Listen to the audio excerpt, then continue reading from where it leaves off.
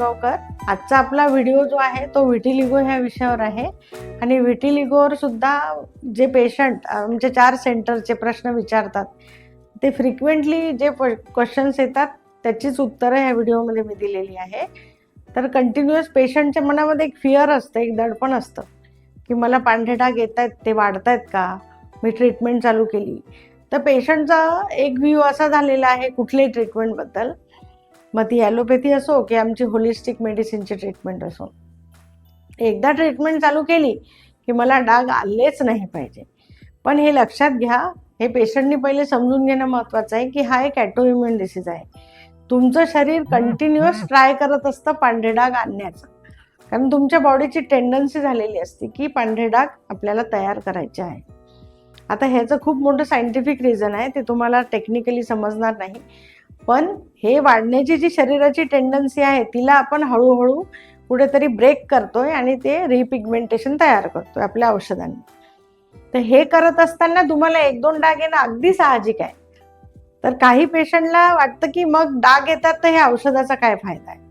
पण तुम्हाला जेव्हा 1-2 डाग येतात तेव्हा पहिलेचे डाग जात असतात. ही खूप पॉझिटिव्ह गोष्ट आहे जी तुम्ही लक्षात घेत नाही की तुम्हाला जर पहिलेचे डाग जात आहेत आणि 1-2 नवीन येत आहेत तर बिलकुल घाबरण्याचं कारण नाही, ते पण लवकरच जातात कारण आपली ट्रीटमेंट चालू आहे.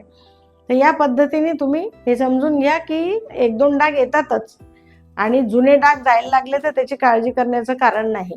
आणि जर त्याच्यापेक्षा जास्त काही पेशंटला अनुभव असेल की मला जास्त डाग येतात आहे, तर त्यांनी पहिले त्याचे पथ्य तपासले पाहिजे. कारण मेडिसिन इतके व्यवस्थित रिझल्ट देतात, कारण हे 35 वर्षाच्या अभ्यासानंतर तयार केलेले मेडिसिन आहेत. तर याचे रिझल्ट पेशंटला येतातच अनलेस अँड अंटिल जर त्यांनी ट्रीटमेंटमध्ये पथ्य नाही पाळले तर मग ते जोरात वाढू शकतात. तर बऱ्याचदा कुणाला पावभाजी खायची इच्छा होती, कुणाला बिस्किट खायची इच्छा होती, कुणी एखाद्या पार्टीत गेलं तर वाटतं मग आता मी काय सांगू की मी का बरं हे खात नाही, म्हणून ते खाऊन घेतात, पनीरची भाजी खाऊन घेतात, नॉनव्हेज खाऊन घेतात. तर हे असं याला चालत नाही. जेव्हा तुम्ही ही सगळं प्रिपरेशन करताय डाग जाण्याचं, तर ते वाढण्यासाठी आपण काही असं बाहेरून खाऊ नये. म्हणजे काय पथ्य मुळातच पाळले नाही तर मग तो त्याचा शरीराचा हेतू साध्य होऊन तुम्हाला परत पांढरे डाग येऊ शकतात. तर हे तुम्ही पण तपासा की तुम्ही पथ्य कितपत पाळतायत. नसेल पाळत तर त्या लोकांमध्ये ते वाढण्याची स्पीड थोडी जास्त असू शकते, मग त्यांनी ते स्वतः चेक करायला पाहिजे. आणि दुसरी गोष्ट की सन एक्सपोजर किती घ्यायला पाहिजे.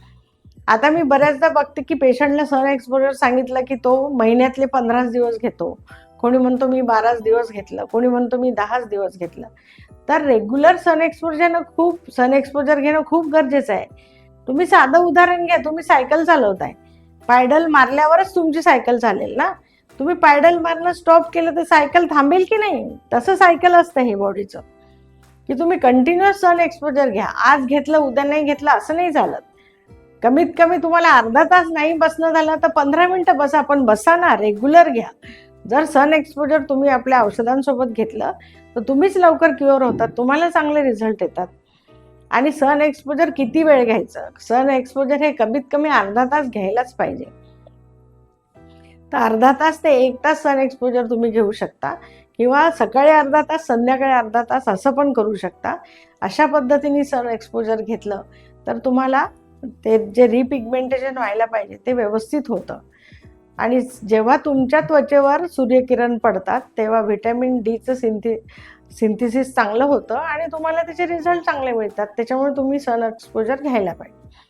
आता काही लोकांना उन्हात गेल्यावर बर्निंग सेन्सेशन होतं, तर मग त्यांनी सकाळच्या कोवळ्या उन्हात बसायचं, मग उन्हातून आल्यानंतर त्यांनी मॉइश्चरायझर लावायचं किंवा जाताना बाकीच्या स्किनला प्रोटेक्ट करण्यासाठी एखाद्या चांगल्या कंपनीचं सनस्क्रीन वापरायचं. ही पण काळजी तुम्ही घेऊ शकता. अशा पद्धतीने तुम्ही जर ते इन्स्ट्रक्शन सगळे फॉलो केले तर काय विटिलिगो एवढा अवघड नाही, तो नक्कीच बरा होतो. त्याच्यामुळे हा माइंडसेट डोक्यात ठेवू नका की मला अमक्याने सांगितलं हा कधी जात नाही, तमक्याने सांगितलं कधी जात नाही. असं जे लोक तुम्हाला सांगतात की हा कधीच बरा होत नाही, त्यांनी त्याच्यावर स्टडी केलेली नसते, ते अट्रॅन्डम काहीतरी बोलत असतात. ते डोक्यात धरून जर तुम्ही मी बरंच होणार नाही असं धरलं तर तुम्हाला परमेश्वरही बरा करू शकत नाही.